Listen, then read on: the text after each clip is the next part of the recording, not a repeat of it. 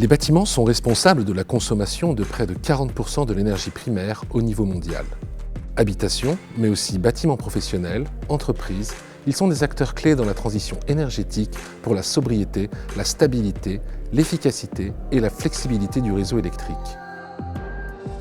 Pour étudier ce potentiel d'amélioration et tester des infrastructures qui assureront un pilotage intelligent de la consommation énergétique dans l'avenir, le Centre interdisciplinaire Energy for Climate de l'Institut Polytechnique de Paris, en partenariat avec l'École des Ponts et le projet FEDER Grid Power for Sustainability, ont mis au point un démonstrateur de gestion de l'autoconsommation photovoltaïque flexible en équipant un bâtiment symbolique pour cette innovation, le DryX Novation Center.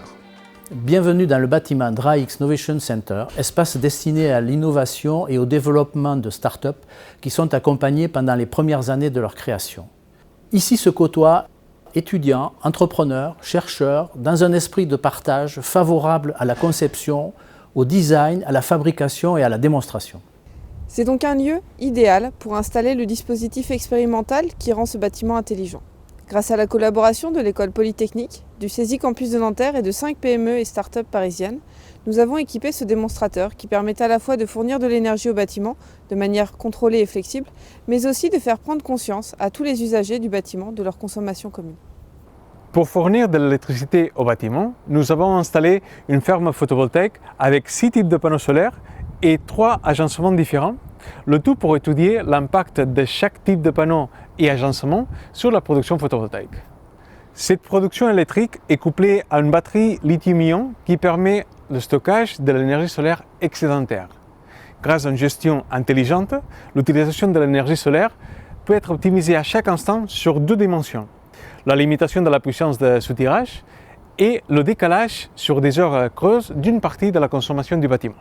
La gestion et la prise de décision énergétique est possible via l'instrumentation de l'ensemble du bâtiment au travers d'un réseau de compteurs actionneurs énergétiques intelligents qui assure la remontée de données en temps réel et facilite la prise de décision.